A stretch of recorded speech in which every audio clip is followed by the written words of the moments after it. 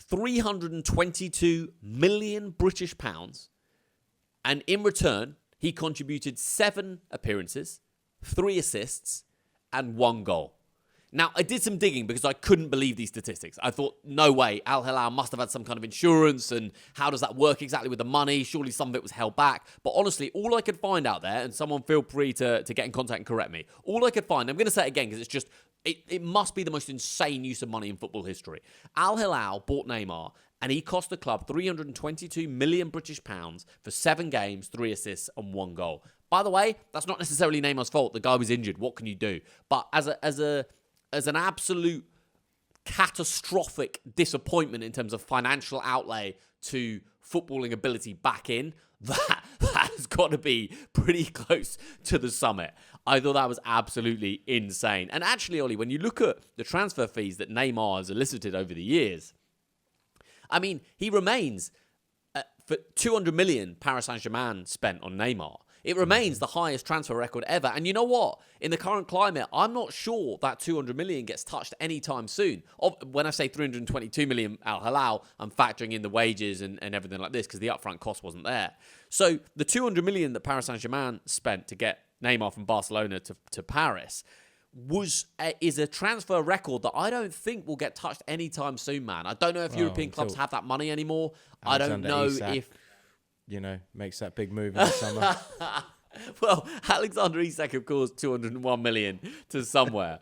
But I just think, if you think about the money that football clubs have spent on Neymar, it's incredible. And obviously, I did a deep dive on Neymar, by the way. So he's gone back to Santos. Apparently, he's taken a 99.9% pay cut, which I thought was quite funny because I don't know, you could kind of reframe that into Neymar the socialist. He's taking a 99.9% pay cut to do what he loves. But there's so many great stories with Neymar popped up, Ollie. I mean, for a start, he's not living in Santos.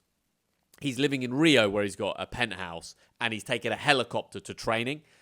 I mean, bro, just rent a great pad in Santos. Like, it can't be that hard. Like, it's when you've got unlimited money, that's literally like, you ask your PA to do that and it's done within a day. Like, the best house in Santos is done. So quite why you'd be taking a helicopter. And by the way, celebs and choppers, be careful there. I would be careful. But that struck me as incredible that the Neymar was taking a helicopter to training from Rio to Santos. How does that give any sense of team camaraderie? Like, people, it must be tough at some of these clubs anyway, of like, some guys will get paid a lot more than others, and you get this at a lot of football clubs anyway, but there will be some clubs where there's a guy who can turn up driving his Ferrari, and there's a guy who turns up driving his, like, very nice Peugeot coupe or something like that. You know what I mean? Like, the golfing wages would be very clear to show. But how do you integrate yourself as part of that squad as just one of the lads when everyone's parked in a normal car park like a human being would, and you're Neymar, who is using the second training pitch as his personal helicopter pad to land in for training, and then jumps back in it again and bounces off? I mean, and again, like, you're so far away from the rest of the team. Oh, you want to go out for dinner after training or anything? Nah, okay. Going back to Rio in the helicopter, lads. So got stuff to do. Why, Ollie, would be my question. I mean, it's so unnecessary, mate. Like, just rent somewhere in Santos. I don't. So yeah, build. You could build somewhere next to the training ground. You could build your own house. They would probably give you some of the land, Neymar, to build that training ground on. You are so beloved by that club going back there, and like, there's part of it that's a wonderful story until you get into the fact of how Neymar's treating his return to Santos, and like, it's not actually that wonderful. On the face of it, it's great going back to a boyhood club. And actually, in reality, it's just like, But okay, let's make the case for Neymar, right? Ollie, because it's not his fault that these clubs wanted to give him this kind of money. Anyone would take it, and he's spent it in kind of interesting ways. I heard he's bought an island off the coast of Brazil for 10 million. He's got a huge place in the UAE. He's got a place in Miami. Obviously, numerous properties in Brazil. So it's not Neymar's fault. It's also not Neymar's fault that he's been injured so much throughout his career. I mean, wonderful footballer in his peak, had terrible injuries. So none of this is Neymar's fault. He could do nothing now. He still wants to play football. He's gone back to Santos. I just tried to look to see if Santos are in the Sudamericana this year. Not sure if they are. Might be one foot on Ollie Wilson's distant radar, depending on what happens this week, Mr. Wilson. But, yeah, so I don't know. He's gone back there, you'd like to think, for football reasons. And if he can stay fit somehow, he's not an old man. I think he must be 32, 33. Like, who's to say he can't score a few goals and propel Santos up the Brazilian standings? And maybe this can be take them back into the Libertadores. I mean, what a story that would be.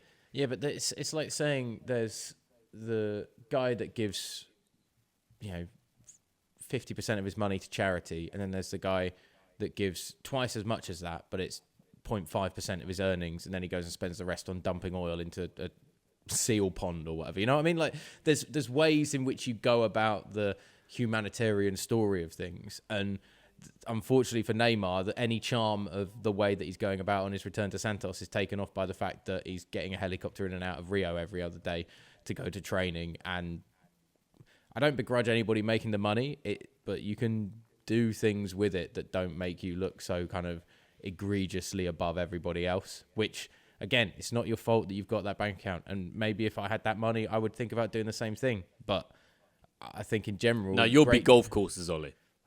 You'll be buying golf courses. I'd be flying into Pebble Beach this afternoon. Lombardi in a trophy, helicopter, Super though? Bowl trophy. No, not a chance. No way. I just wouldn't fancy being in one of those. I remember breaking the story of Kobe Bryant's death. We were on TalkSport, and that news hit that night, and it was like, oh, crap. Like, this happens to people. I mean, Colin McRae had, obviously, his tragic accident as well. Sport, as you say, sportsmen and helicopters, sportsmen and women in helicopters just is not... The Leicester owner. I mean, there's numerous examples. Just not... I don't like a helicopter at all. I'd love to fly one. I'd hate to sit in one, if you know what I mean. Being in control of it and feeling like you have that element of control is way better, I think, than being sat in it and having somebody else controlling it. And if something goes wrong, you have no idea what to do. No, thank you. But I don't wish that on Neymar, I'd like to say, by the way. I'm not wishing that on him. I'm a bit of a curmudgeon, but yeah, I just don't want it... I just don't want it to be a headline in 3 months' time of like, it gets misty and foggy over those hills around Rio. I mean, it's, it sits uneasily, that's for sure. Yeah, I mean, I just looked. They're not in the Sudamericana, Ollie. Obviously, the Brazilian league system starts properly, I think, in March or April. So they're currently in the Paulista, which is like their regional tournament. So a little bit of time for Neymar to bed in. Jefferson Soteldo is also at Santos, would you believe, Ollie, the Venezuelan. So there's some... Yeah, he's back. Great little cult figure in South American club football. Well, that's two quality creative midfielders right there who like to play a very similar positions. You put one on one side and one on the other. I mean, it's a devastatingly good attacking potential. I mean, it'd be some story. If Neymar could bring him back to the Libertadores, it'd be some story.